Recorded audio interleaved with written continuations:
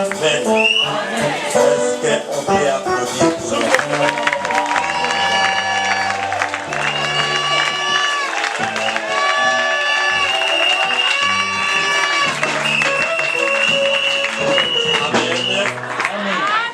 Nous allons nous tenir debout pour lire la parole de Dieu.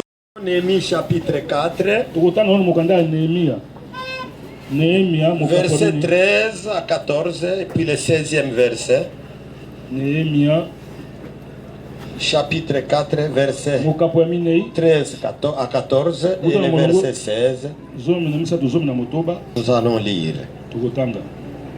C'est pourquoi j'ai placé dans les enfoncements derrière la muraille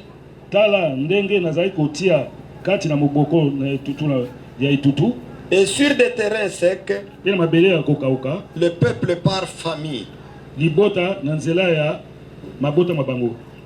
tous avec leurs épées, leurs lances et leurs arcs.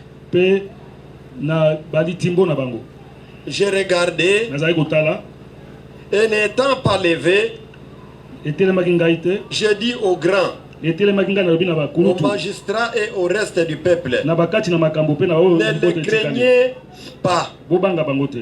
Souvenez-vous du Seigneur, grand et redoutable, et combattez pour vos frères, pour vos fils et vos filles, pour vos femmes et pour vos maisons. Le 16e verset. Depuis ce jour, la moitié de mes serviteurs travaillaient et l'autre était armé de lances, de boucliers, d'arcs et de cuirasses. Le chef était derrière toute la maison de Juda. Telle est la parole de notre Seigneur. Vous pouvez vous asseoir. Nous continuons la lecture. Néhémie chapitre 6. Et nous lisons les versets 15 à 16.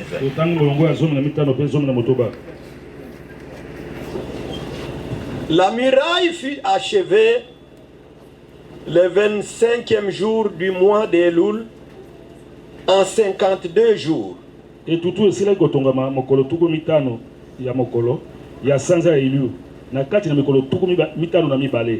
Lorsque tous nos ennemis l'apprirent,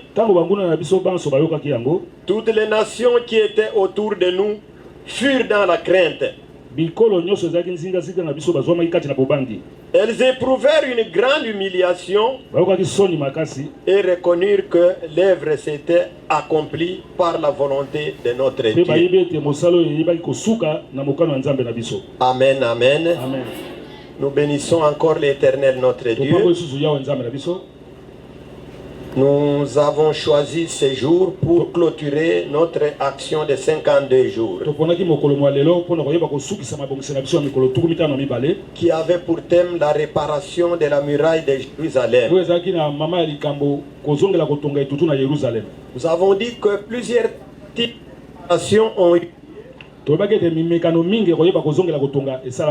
et toutes ces tentatives ont échoué. Seul Néhémie a pu réparer cette muraille avec le peuple qui était à Jérusalem. Et nous avons vu pourquoi il y avait toujours des échecs. Toutes les fois que les enfants d'Israël voulaient réparer, les ennemis venaient les agresser. Ils fouillaient et ils ne pouvaient pas terminer l'œuvre.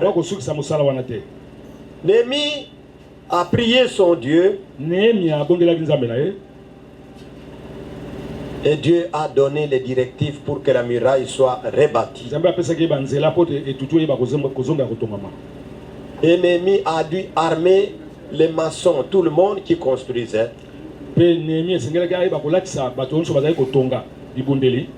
Nous avons dit que cette fois-là, nous allons rebâtir aussi la muraille de Jérusalem en ce qui nous concerne. La muraille, c'était l'image de la protection, l'image de la force de la ville. Mais quand elle était détruite, la ville n'était plus protégée et la ville n'avait plus moyen de se mettre à l'abri de ses ennemis bien-aimés. Nous avons dit que c'est l'image de ta vie. Ça peut être ta vie professionnelle, ta vie de famille, ta vie spirituelle, ta santé bien-aimée, qui est attaquée, qui est détruite par tes ennemis. Et que quand nous sommes devant de telles situations, nous ne devons pas croiser les bras. Israël a tenté plusieurs fois de rebâtir la muraille de Jérusalem. Toi aussi tu as tenté plusieurs fois. Mais il y a eu une fois où Néhémie a réussi. Nous avons vu que Néhémie, s'il a pu réussir, c'était parce qu'il avait armé les bâtisseurs de la muraille.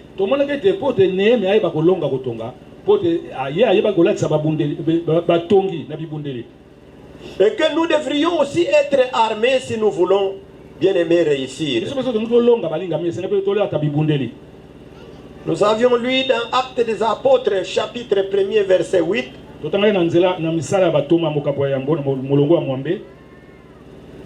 La puissance que Dieu a promise au peuple et aux disciples, s'il vous plaît. Et Jésus a dit aux disciples de ne pas s'éloigner de Jérusalem en attendant que la promesse de Dieu s'accomplisse. Nous avons vu cette puissance-là que nous devons avoir pour être capables de vaincre. C'était l'onction et la puissance de Dieu. Que chacun de nous devait chercher à ce que l'onction de Dieu soit avec lui et la puissance du Saint-Esprit, qui est l'arme indispensable pour que tu puisses vaincre. Nous avons vu que la vie du chrétien, c'était une vie en permanence dans laquelle il devait marcher selon l'esprit. Et que ceux qui marchent selon l'esprit, ils devaient vaincre la chair. Ils devaient vaincre la chair. Et nous avions parlé comment nous devrions vaincre la chair. Et la parole de Dieu nous a dit que ceux qui sont en Christ crucifient la chair. Il faut crucifier la chair. Vous voulez marcher dans l'esprit. Vous voulez que l'onction de Dieu et la puissance du Saint-Esprit soient sur vous. Vous devez crucifier la chair, bien-aimés. Et nous en avions parlé suffisamment. Nous avions explicité comment vaincre la chair et marcher par l'esprit. Nous avions encore parlé comment résister et vaincre la tentation. Parce que notre ennemi, Satan, avec son armée, ne désarme jamais. À tout moment, il est là comme un lion rugissant, cherchant qui dévore. Et pour venir, il vient au moyen de la tentation. Ici nous avons vu, ici pas question de s'enorgueillir ou de dire que qui que ce soit, Satan ne craint personne. Satan, quand il veut tenter, il tente tout le monde. Nous avons vu comment il a tenté même Jésus. Et nous avons vu comment il a fait succomber l'homme selon le cœur de Dieu, David bien-aimé. David qui était un ouin. David qui a tué Goliath. David qui savait comment adorer Dieu. Mais comment il a succombé à cette tentation-là. Je ne sais pas y revenir. Comment David a pris la femme d'Éru. Comment Satan lui a donné la ruse pour calomnier Éru de cette grossesse. Et comment il est arrivé jusqu'à tuer Uri. Heureusement que la parole de Dieu est là pour nous redresser, pour nous corriger. Et David a pu se repentir, bien-aimé. Donc il faut savoir résister et vaincre la tentation. Nous sommes le temple de Dieu. Et ce temple a des accès, bien-aimés, que Satan peut utiliser pour y entrer au moyen de la tentation. Si David avait fait attention à ses yeux, s'il avait contrôlé cette porte-là et l'a fermée, il ne serait pas arrivé là. Nous sommes le temple de Dieu. Nous devons veiller sur les portes du temple. Nous en avions aussi parlé. Nous avons dit, bien-aimés, que ce qui nous importe, c'est que nous puissions vaincre. Ça ne vaut pas la peine de combattre sans vaincre. Et pour cela, notre prière devait être efficace et puissante. La prière efficace et puissante, nous l'avions définie. Quelle est cette prière qui est efficace et puissante? Cette prière-là, c'est celle qui touche le cœur de Dieu. Et à travers cette prière, vous allez sentir que Dieu va agir. Et il y aura des fruits. Et cette prière-là, c'est une des forces la plus puissantes du monde. Elle peut déplacer des montagnes. Elle peut transformer des vies. Nous avons vu dans l'Ancien Testament comment cette prière-là a arrêté le temps. Et elle a même immobilisé le soleil. Comment cette prière-là a fait gagner des guerres et a fait même descendre le feu du ciel. Nous avions parlé de Josué, par qui le soleil a été arrêté, qui a pu vaincre. Et nous avons parlé d'Élie, par qui le feu est descendu du ciel. Quand nous avons parlé de cette prière efficace, nous avons suffisamment parlé d'Élie, bien-aimé. Nous avons vu comment il a pu procéder pour que sa prière soit efficace. Élie a commencé d'abord par rebâtir l'autel du Seigneur. Nous avons dit que chacun de nous, avant de prier, on ne prie pas dans n'importe quelle circonstance, pour que la prière soit efficace. Il y a certains principes, bien-aimés, spirituels. Il y a quelques préceptes qu'il faut apprendre à respecter. Si tu respectes les principes spirituels, tu respectes aussi les préceptes qu'il faut apprendre pour que la prière soit efficace. Ta prière sera exaucée. Et nous avons vu que cette prière-là devait être faite selon la volonté de Dieu. Si la prière n'est pas faite selon la volonté de Dieu, tu ne verras pas la main de Dieu. Jésus a appris aux disciples comment ils devaient prier. Et nous avions vu une étape nécessaire, importante, indispensable, où il était question que la volonté de Dieu soit faite. Quand on prie, il faut toujours chercher à ce que ce ne soit pas ta volonté qui se fait, mais c'est la volonté de Dieu. C'est la volonté de Dieu, bien-aimé. À ces conditions-là, ta prière sera exaucée. Une prière puissante, une prière efficace, une prière que Dieu agrée, et une prière qui produit des effets. Nous en avions parlé suffisamment. Nous ne savons pas revenir dans les sujets aujourd'hui. En conclusion, aujourd'hui, nous voulons dire que rien n'est impossible à Dieu. Rien n'est impossible à Dieu. C'est ça notre conclusion. Quand vous lisez l'évangile selon Luc, au chapitre 1er bien-aimé, vous verrez que l'ange Gabriel est envoyé à deux personnes différentes. Moi, j'ai lu Gabriel a tindami pona batumi balé ba keseni. Dans l'évangile selon Luc, le chapitre 1er, vous allez voir comment l'ange est envoyé auprès de deux personnes différentes. Je voudrais un peu que nous puissions lire la parole de Dieu. Luc chapitre 1, verset 5 à 7 et verset 18 à 20. Verset 5 à 7 et verset 18 à 20. Nous allons lire la parole de Dieu. Nous lisons.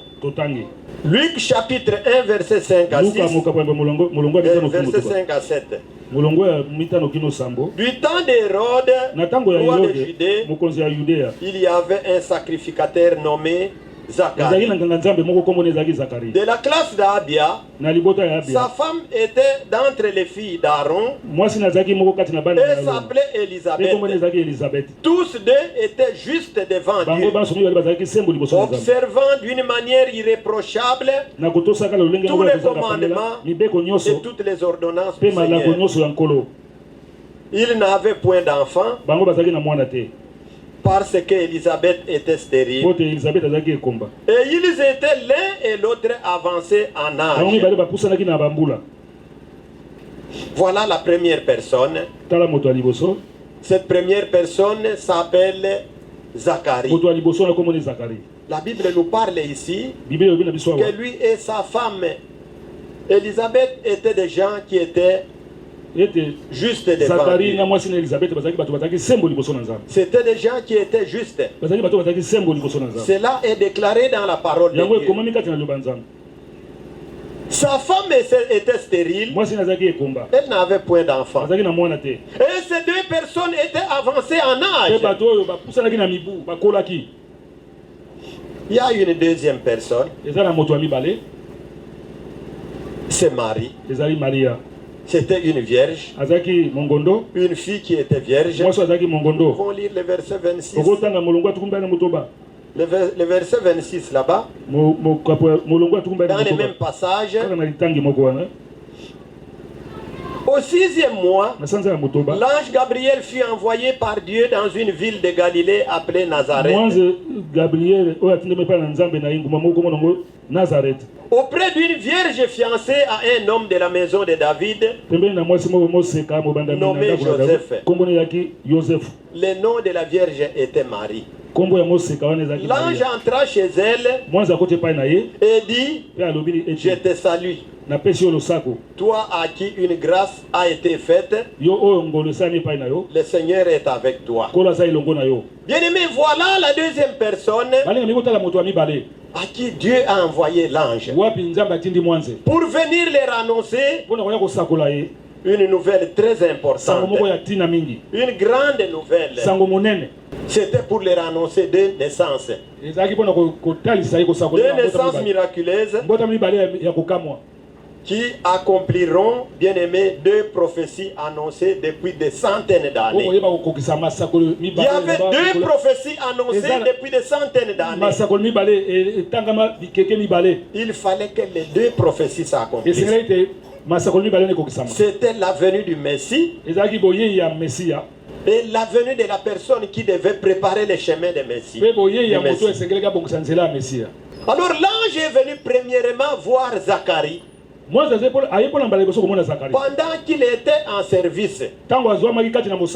Le peuple était dehors, lui était dans les lieux très saints là-bas, où il faisait son service. Cet homme avait beaucoup prié et demandé à Dieu pour que sa femme ait un enfant. Et pendant qu'il rendait ses services, Dieu a envoyé l'ange Et l'ange est arrivé auprès de cet homme. Si vous me suivez, bougez. Il y a quelque chose de très important qui va te servir toi et qui va me servir ce matin. Nous avons prié durant tout ce long temps et Dieu a répondu à beaucoup de gens. Si vous êtes dans la distraction, vous pouvez rater votre bénédiction. Zacharie était en train de rendre service et l'ange est arrivé. L'ange était auprès de l'autel. Zacharie a commencé à trembler. Cela l'a troublé, mais c'était qui? Qu'est-ce qu'il y a? L'ange lui a dit, n'aie pas peur. Dieu a exaucé ta prière. N'aie pas peur. Dieu a exaucé ta prière. Ta femme va avoir un enfant. Et cet enfant ne sera pas n'importe qui. C'est quelqu'un qui va ramener aux enfants près de leur père. C'est quelqu'un qui a une mission de Dieu. Il sera grand, cet enfant-là. Après que l'ange ait parlé, Zacharie a douté. Parce que Zacharie était vieux. Sa femme aussi était vieille. Et Zacharie savait que sa femme était stérile. Et Zacharie va réagir. Il dira à l'ange de quelle manière cela va se passer. Parce que moi je suis vieux, ma femme aussi est vieille, ma femme est stérile. Voyez-moi ce Zacharie, quel que soit ce qu'il était, Zacharie a eu cette incrédulité-là. Zacharie a eu l'incrédulité. Alors l'ange a réagi. Voyez l'incrédulité qui était dans Zacharie. Bien aimé, quand Dieu te promet quelque chose, quand Dieu dit quelque chose, crois à cela. Zacharie a regardé elle. Le naturel c'était quoi? C'est l'âge et l'âge de sa femme. Et il a regardé aussi son âge. Et il s'est souvenu que sa femme était déclarée. C'est ce que Zacharie a regardé. L'ange va réagir. Tu voudrais bien savoir comment ça va se passer? Tu seras muet jusqu'à l'accomplissement de la promesse. Et Zacharie est resté muet. Il a traîné, le peuple l'attendait dehors. Et le peuple se disait, mais qu'est-ce qui est en train de se passer? Qu'est-ce qui est en train de se passer? À la fin, quand Zacharie est sorti de là, il ne savait plus parler. C'était le langage des signes seulement. Langage des signes. Zacharie était devenu muet. Parce qu'il a reçu avec incrédulité la promesse de Dieu. Ne reçois pas avec incrédulité cette promesse que tu as. Tu as prié. Tu as demandé à Dieu. Ta prière a été efficace et puissante. Tu ne manqueras pas de voir la main de Dieu. Tu vois l'incrédulité. Comment ça s'est passé? Les gens étaient en train de douter. Mais j'ai dit ceci. Tu as demandé à ton Dieu avec foi et assurance. Tu verras cela s'accomplir.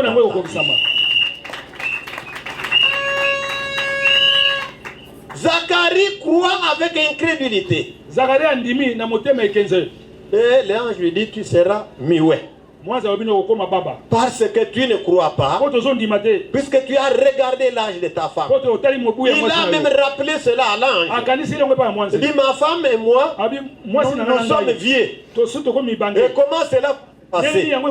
Parce que des vieilles personnes comme nous. Est-ce que devant Dieu tu es vieux? Tu es vieux devant Dieu. Mais tu n'es même pas un bébé. Tu es comme un fœtus devant Dieu.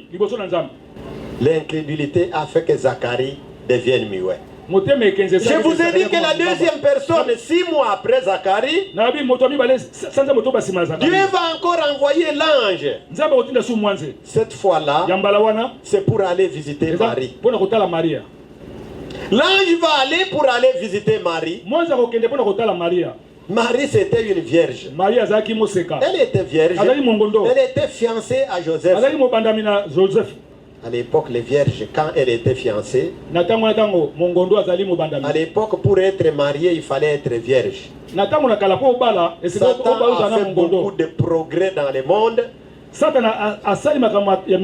Aujourd'hui, c'est rare pour trouver des vierges. À 13 ans déjà, à 14 ans, à 15 ans, 16 ans, en cachette, les parents ne savent même pas.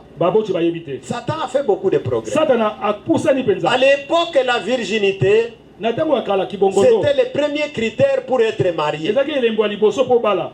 Marie était vierge. Et elle était fiancée à Joseph. Et l'ange va la visiter. L'ange va la visiter. Et l'ange va la saluer. Il va lui dire de cette grâce qu'elle reçoit de Dieu. Quand Marie est avertie de cette grâce, l'ange va aussi lui parler. De la même manière qu'il a parlé à Zacharie. Dit, tu auras un enfant qui sera le Seigneur, qui va monter sur le trône de David, qui sera éternellement roi. Marie va aussi poser la question à l'ange. Avec foi. Elle demande à l'ange. Elle dit à l'ange son état. Moi je suis encore vierge. Comment cela pourra-t-il se passer? Et l'ange va lui dire comment cela va se passer. Et quelle était la réaction de Marie? Je suis ta servante, que ta volonté soit faite.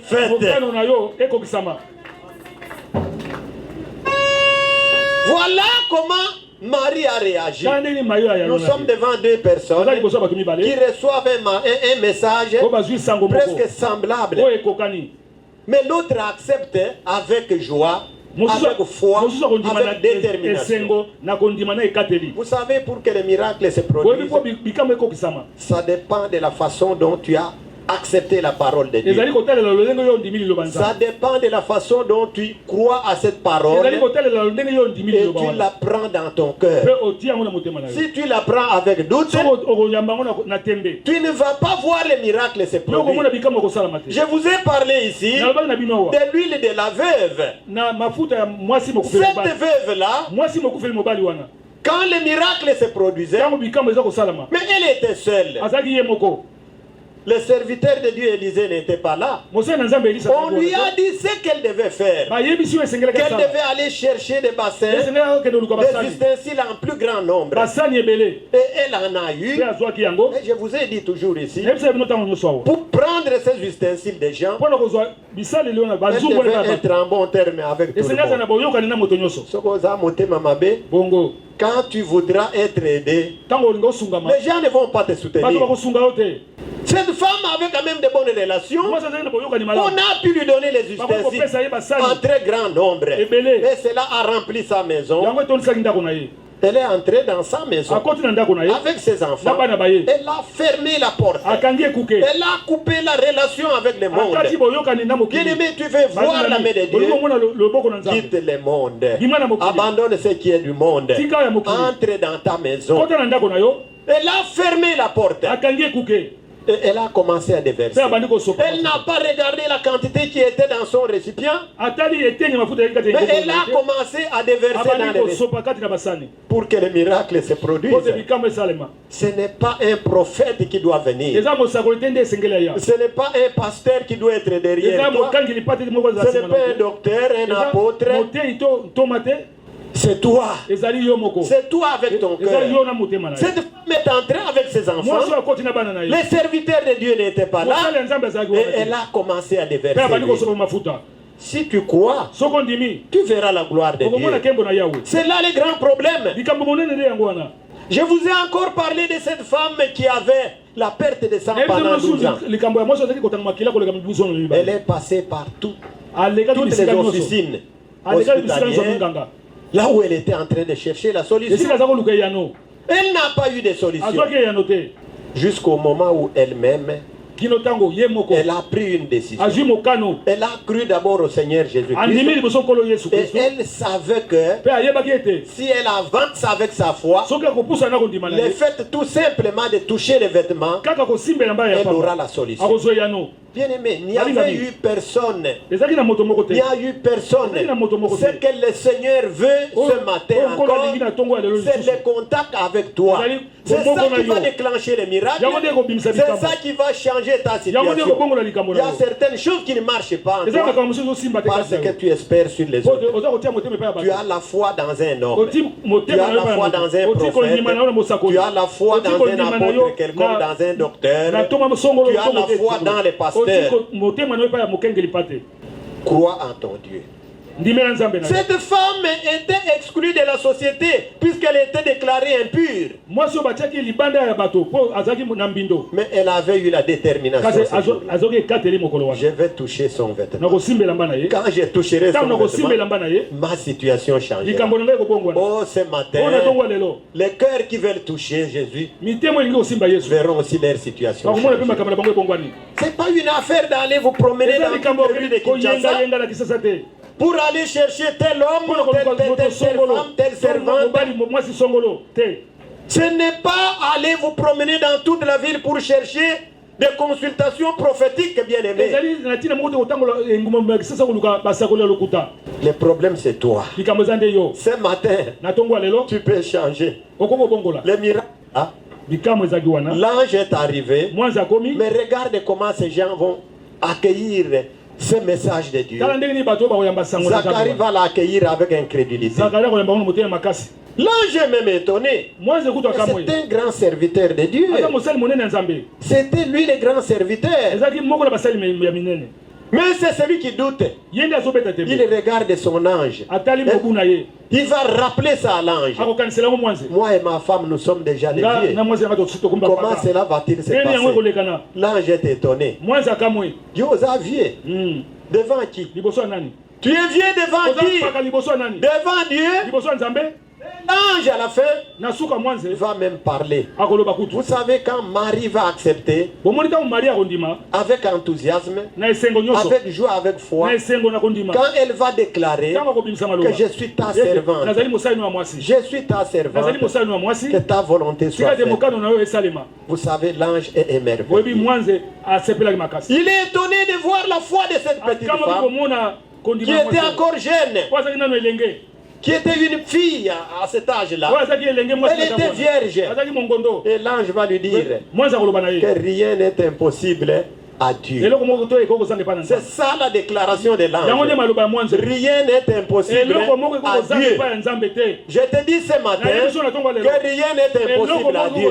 Quel que soit ton problème, quelle que soit sa durée, qui est comme l'âge de Zacharie, même si ton problème a déjà l'âge de Zacharie et Élisabeth, ce matin, quand la parole de Dieu vient vers toi, et elle déclare que rien n'est impossible à Dieu.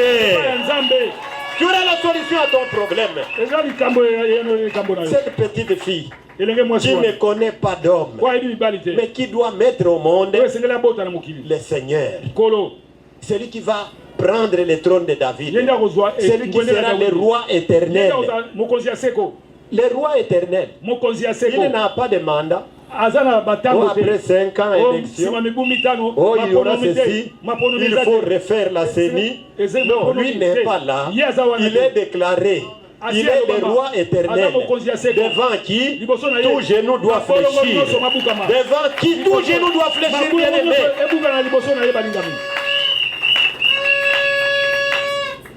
Et la Bible le déclare au ciel, sur la terre. Il n'y a aucun autre nom qui est au-dessus de son nom. Il n'y en a pas. Si ce matin, tu crois en cette parole de Dieu, tu verras la main de Dieu. Si tu crois que réellement la muraille a été rebâtie, tu verras la main de Dieu. Voyez ce qui va se passer. Après qu'ils aient terminé la construction, ils ont célébré la fin des travaux. Et qu'est-ce qu'on nous a dit dans les livres? que tout l'entourage, toutes les villes tout autour ont eu peur. Il faut que tes ennemis aient peur de toi. Parce que tu viens d'un grand combat et tu es vainqueur. Ce que nous avons fait, nous étions dans l'école des vainqueurs, là où les gens viennent pour vaincre. Et la parole de Dieu est venue nous aider. Ce sont les armes que nous avons eues. Néhémie a donné les armes aux enfants d'Israël, ceux qui étaient à Jérusalem, pour pouvoir rebâtir. Ils avaient d'une main l'instrument pour rebâtir et de l'autre main ils avaient l'arme. C'est ce que nous devons avoir. Nous avons eu les armes. On nous a prêché la parole. Et dans cette parole, l'essentiel nous a été dit. Que nous avons une force que nous devons posséder. C'est l'onction. Nous devons être habités par le Saint-Esprit. C'est ce qui va nous conférer la force, la puissance de vaincre. Et que cela ne devait pas être pour un jour. Parce que nous avons vu que quand les démons sortent, ils vont dans les lieux arides, ne trouvant pas du repos, ils reviennent d'où ils sont sortis pour voir l'état du lieu. Et pour cela, pour qu'ils ne rentrent plus en nous, pour compliquer davantage notre situation, nous devions marcher selon l'esprit. Et pour marcher selon l'esprit, il faut d'abord vaincre la chair. Vaincre la chair, crucifier la chair. Satan entre par les moyens de la tentation. Satan ne vient pas comme ça de lui-même, il entre. Il vient par les moyens de la tentation. Et nous vous avons aussi édifié comment il faut résister à la tentation et comment il faut la vaincre. Et nous avons terminé par la prière efficace et puissante. C'est cette prière-là qui touche le cœur de Dieu. Cette prière-là qui touche le cœur de Dieu. Dieu réagit à cette prière. Et c'est cette prière qui produit des fruits. Cette prière-là, c'est celle qui est faite selon la volonté de Dieu. Où tu es disponible à la volonté de Dieu. Tu as tes besoins, bien sûr. Mais il faut chercher à connaître la volonté de Dieu. C'est ça qui est indispensable. Quand tu as prié, quelque chose de la fin que nous venons de dire aujourd'hui, rien n'est impossible. Vous avez vu ceux qui ont prié, les gens comme Josué, qui va demander qu'on arrête le soleil. Dieu a arrêté la course du soleil.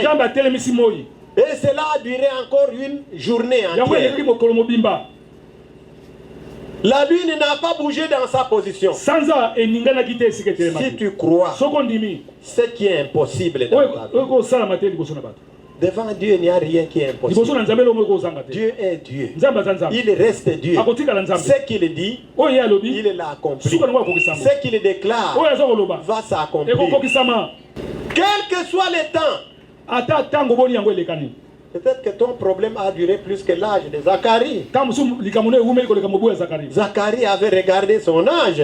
Il a regardé l'âge de sa femme. Dieu agit dans ces circonstances-là. Dieu aime agir quand il n'y a plus de solution pour l'homme. Et il agit quels que soient les moyens. Quels que soient les moyens. Il n'agit pas selon ce que tu penses. Tu es en train de penser qu'il viendra de cette manière. Non. Lui, il agit quels que soient les moyens, quelles que soient les possibilités. Là où il y a l'impossible, pour toi humain, devant Dieu, il n'y a pas d'impossible. Raison pour laquelle, bien-aimé, crois à ce que tu as demandé et tu ne manqueras pas de voir. La plupart des fois, nous manquons les miracles puisque nous espérons en quelqu'un. Nous espérons en quelqu'un. Et nous avons vu encore que rien n'est impossible à notre Dieu. Jésus devant la tombe de Lazare, quelqu'un qui était enterré 4 jours passés. Et nous avons vu comment la sœur de Lazare voulait faire rater le miracle, voulait faire avorter le miracle. Quand on a demandé qu'on enlève la pierre, lui, qu'est-ce qu'elle a dit? Il est là, ça fait 4 jours. Il sent déjà. C'est pour vous dire que vous n'ouvrez pas. Il sent déjà. Dieu ne regarde pas l'état de la chose. Peut-être que le médecin t'a déclaré qu'à ton état, il n'y a plus de solution. Tu ne peux pas mettre au monde. Tu ne peux pas être guéri parce que telle maladie n'a pas de solution. Devant Dieu, cela n'existe pas. Lazare était déjà dans un état déjà d'avancement de pourriture. Mais comme Jésus a parlé, eh bien, Lazare est revenu à la vie. On a enlevé la pierre. Il a parlé. Ce qui va te toucher ce matin, ce n'est pas que je vais t'imposer les mains. Je ne viens pas te déverser de l'huile sur ta tête. Je ne te donnerai pas du sel. Je ne te donnerai rien. Je ne te ferai pas sortir quelque chose dans ton corps. Mais seulement la parole. Jésus a parlé. Il a adressé une parole à Lazare qui mourait, qui était déjà mort, qui était en train de pourrir.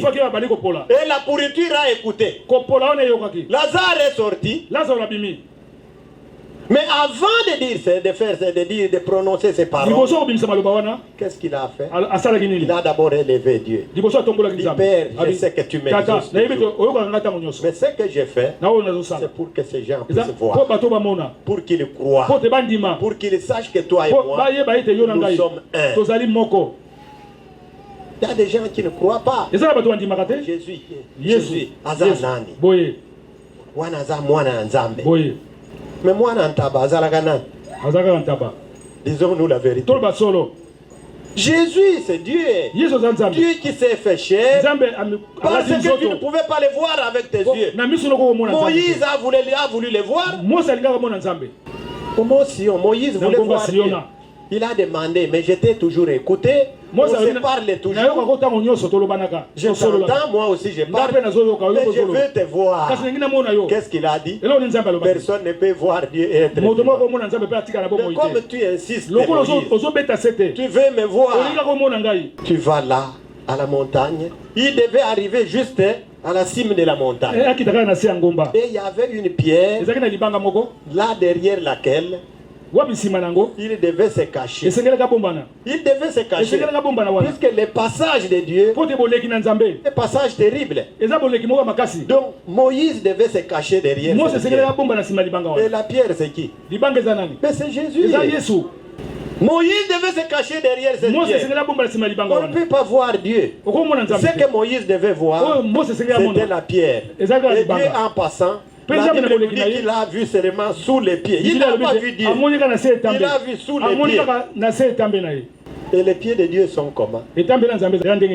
Quand on dit que nous sommes créés à son image, ce n'est pas qu'il a la forme que nous avons. Personne ne connaît la forme. Raison pour laquelle il est interdit aux gens de dessiner, de faire n'importe quoi, de représenter. Crois seulement à sa parole. Il a parlé, quels que soient les moyens, quelle que soit la manière, cette parole va s'accomplir. Bien aimé, ce matin, si tu as cru à tout ce que nous avons eu à parler ici, à cette parole puissante qui est venue pour te soutenir, tu verras la gloire. Ne regarde pas ton âge, ne regarde pas ta maladie, ne regarde pas ce que les médecins ont dit, le monde, ce que le monde a déclaré pour toi. Zacharie n'a pas regardé la grandeur de ce Dieu-là. Il a regardé son ange. Il a regardé la déclaration qui était faite sur sa femme qui était stérile. Il a regardé de sa femme. Et l'ange était étonné. Quand Zacharie va vanter son ange, qu'il est vieux devant Dieu. Peut-être c'est ce que tu fais aussi. Je dis, moi je suis déjà à cet âge qui va encore m'épouser. Non, Dieu connaît. Dieu sait. Et Dieu sait te donner ce qui te convient. Quand Dieu donne, il ne donne pas n'importe quoi. Dieu a parlé à Marie par l'ange. Il dit, qui sera cet enfant qui va naître? C'est celui qui va succéder sur le trône de David. C'est celui qui sera le roi éternel. Marie a écouté. Marie savait qu'il y avait la promesse. Elle a accepté volontiers. Moi je suis ta servante. Que ta volonté soit faite. Quand tu pries, quand tu es en contact avec Dieu, cherche toujours la volonté de Dieu. Qu'elle puisse s'accomplir dans ta vie. Et tu ne manqueras pas de la voir. Bien aimés frères et sœurs, je disais qu'aujourd'hui c'était la conclusion. Retiens une chose. Rien n'est impossible. Quel que soit ton problème, quelle que soit sa durée, quelles que soient les impositions, quelles que soient les déclarations du monde, rien n'est impossible à Dieu. Crois seulement à sa parole. Ne t'en fais pas, ne va pas chercher n'importe quoi. Oh, va chercher de l'eau. Viens avec les sels. Viens, on va faire ceci, cela. Nous n'avons pas vu tout cela. Les hommes aiment ajouter des choses. Puisque le monde veut ce qui est matériel. Ne regarde pas ça. Regarde la grandeur de Dieu. Et tu ne manqueras pas de voir s'accomplir les miracles. Voilà, bien-aimé. Nous allons nous arrêter ici. Je te demande de garder la foi par rapport à tout ce que tu as demandé.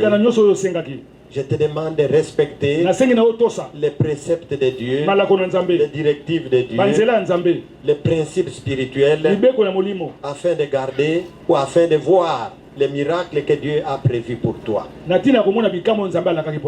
Pour que Dieu t'exauce, pour que sa volonté soit faite en toi, respecte ces principes spirituels. Nous avons eu à en parler suffisamment. Les préceptes spirituels, les principes spirituels qu'il faut respecter pour voir la main de Dieu.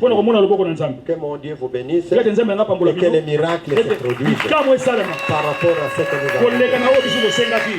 Amen. Amen. Je voudrais terminer par un petit cantique. Un petit cantique. Parce qu'il est différent des autres. Hakuna Mungu kama wewe. Il n'y a personne qui est bon. Les hommes peuvent vous promettre, mais s'il pleut abondamment, l'homme ne viendra pas. L'homme ne viendra pas. Il va trouver une excuse. Puisque c'est un homme. Même celui que tu vas chercher dans les différentes églises, là où tu vas, il peut ne pas faire ce qu'il a promis. Vous voyez, nous étions là ce matin. Le courant n'était pas là. C'était même difficile pour respirer. Nous, on n'a pas de fenêtre ici. On n'a pas de fenêtre. Nous ne pouvions même pas respirer. Il n'y avait pas de courant. Imitation, il y a Moi, il y a Bato et Katani. Mais Yanzambe, ça ne se coupe pas. Aucun jour nous aurons une panne ici. Oh, il y a une panne. Le soleil, il ne fera pas jour. Non. Parce que Dieu a déclaré. Ce qu'il a déclaré, c'est ce qui passe. C'est pourquoi ce Dieu mérite toujours d'être adoré. Quand tu vois que l'impossible est là, glorifie-le. Et tu verras que tout deviendra possible. Amen.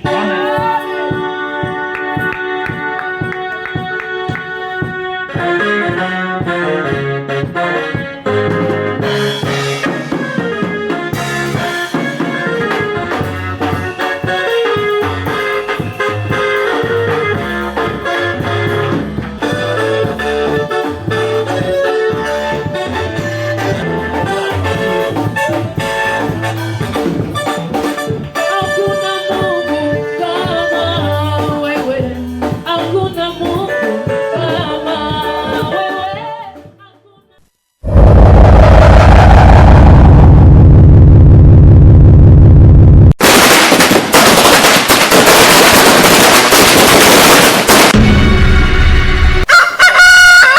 otikanga ici